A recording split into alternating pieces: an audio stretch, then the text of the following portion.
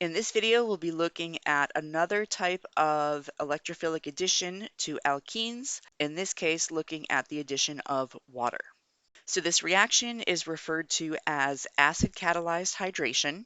So we're adding water to our alkene in the presence of a catalytic amount of acid. Sulfuric acid is commonly used. And what that gives us in the first example is ethanol. So hydrogen added to this carbon and the OH became connected to this carbon, giving us an alcohol product. In the second example, if we have cyclohexene and we treat it with water and catalytic acid, we are going to form this alcohol. And in the third example, if we have 1,2-dimethylcyclohexene and we treat it with water, we are going to get some of this.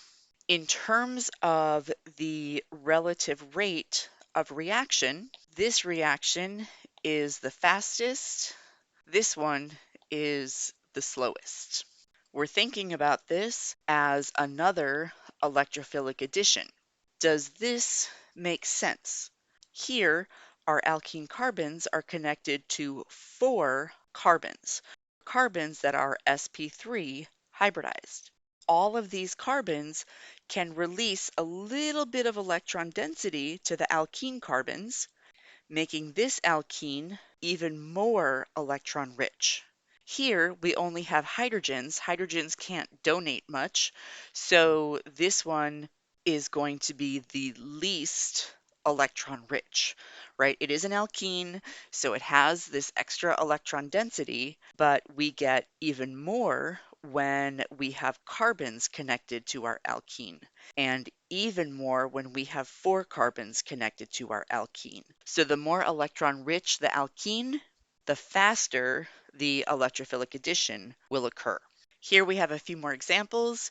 If we take 1-butene and we carry out acid-catalyzed hydration, we are going to get this product, not this one.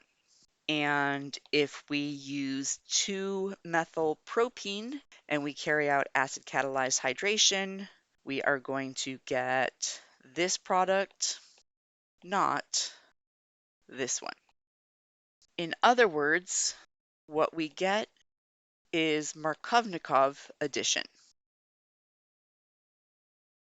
So the hydrogen becomes connected to the carbon that had more hydrogens to begin with, and then the OH becomes connected to the alkene carbon that had fewer hydrogens to begin with.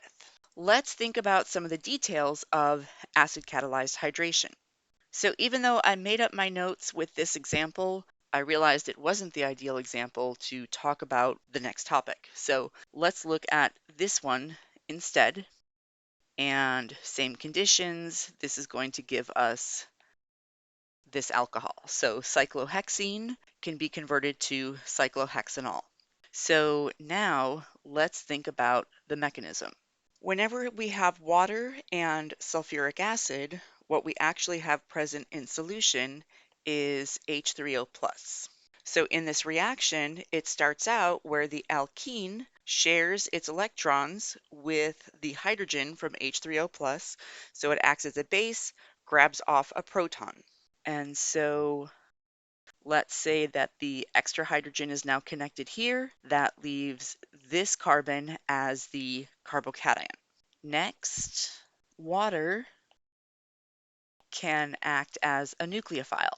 So it can share its electrons with this carbon, and what that gives us is a new bond between the oxygen and the carbon, but oxygen is still connected to its hydrogens. It still has one lone pair, so that gives us a positive formal charge on the oxygen.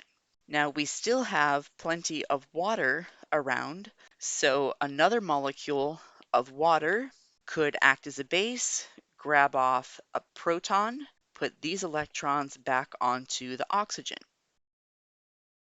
And that gives us our alcohol product. And we have H2O connected to the hydrogen. So in other words, we have H3O plus. So we have regenerated our H3O plus. So the alkene reaches out its electrons to grab a proton, giving us our carbocation. Water acts as a nucleophile, giving the protonated alcohol, and then water acts as a base, giving us the alcohol. We regenerate our acid, which is why we only need a catalytic amount. Now, this mechanism should look familiar to you because we were just talking about preparation of alkenes, and one of the ways that we can prepare an alkene is to start with an alcohol and treat it with H plus and heat to give us an alkene plus water as a byproduct. Here we have our alkene plus water giving us the alcohol. So in other words, this is actually an equilibrium reaction. So this can be an equilibrium arrow. This is an equilibrium arrow.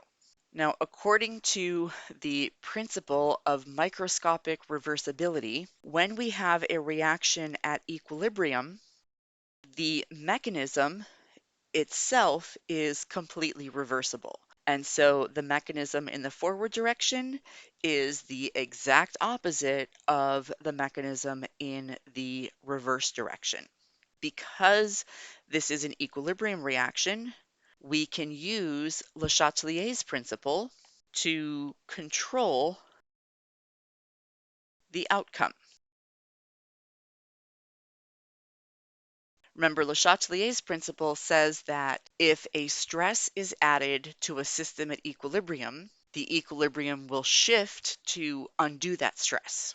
Well, we can use Le Chatelier's principle by setting up a reaction to push the equilibrium in the direction that we want. So we don't have to wait for the system to reach equilibrium and then change it. We can also set up our reaction to push the equilibrium one way or the other.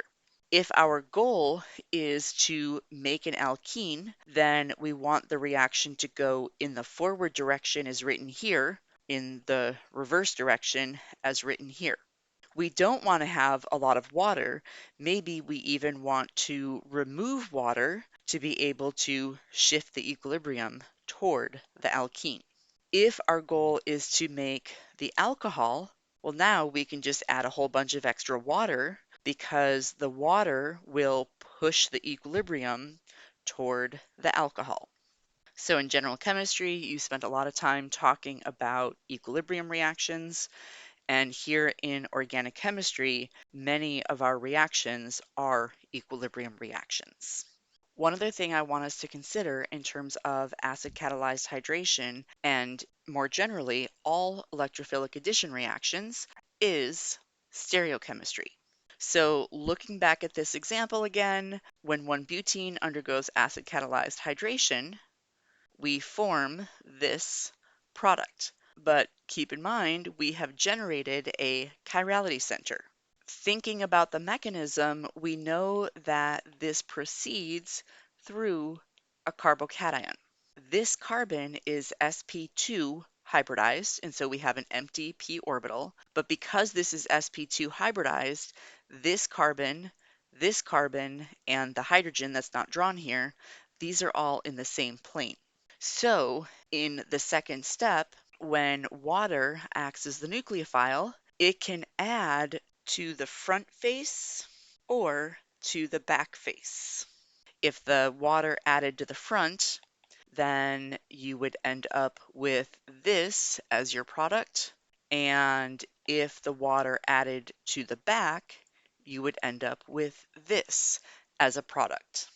Because this is flat, it's equally likely for the water to add from the front face as it is to add from the back face, and so you will end up with a 50-50 mixture of both products.